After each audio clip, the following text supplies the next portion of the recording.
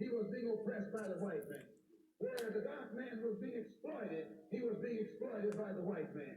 So they got together under this basis, that they had a common enemy. And when you and I here in Detroit and in Michigan and in America, who have been awakened today, look around us, we too realize here in America, we all have a common enemy. Whether he's in Georgia or Michigan, whether he's in California or New York, he's the same man. Blue eyes and blonde hair and pale skin. Same man.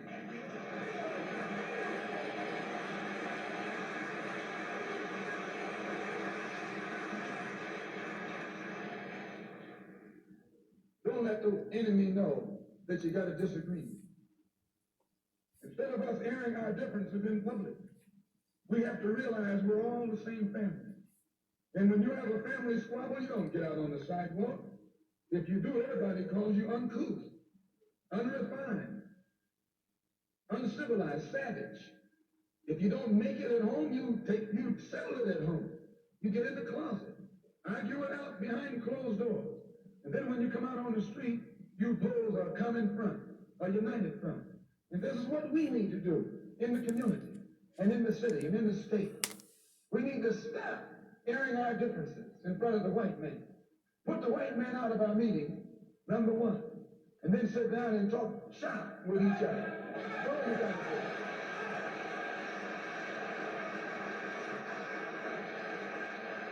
to do.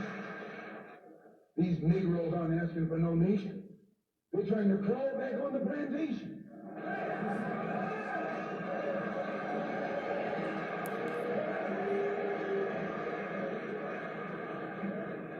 A revolution is bloody. Revolution is hostile. Revolution knows no compromise. Revolution overturns and destroys everything that gets in its way. And you sitting around here like a knot on the wall saying, I'm going to love these folks no matter how much they hate me. No, you need a revolution.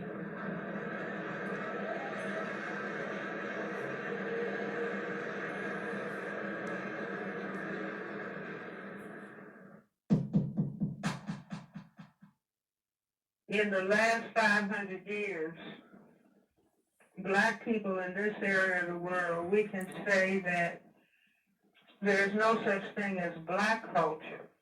What there is what the system of racism, white supremacy, programs black people to do. You see, in other words, if the system of racism, white supremacy says, you are not going to be scientists. You are not going to be highly functioning doctors and lawyers and teachers. You are not going to have stable family life. You are not going to respect sex. Now, your role is to entertain me. So you can jump up and down and sing. You can dance. And yes, you're good at sports. You can do that in some venues. That's what I'm going to allow you to do. I'm not going to allow you to have stable communities. Because if you have a Tulsa, Oklahoma, I'm going to burn that down. If you think you're going to stabilize a so-called middle-class community and you're going to have a home that's mortgaged, I'm going to see that those mortgages are foreclosed so that you can be into family dissolution, place of living dissolved. So what we can say is that we have an imposed culture under the power dynamics of racism, white supremacy.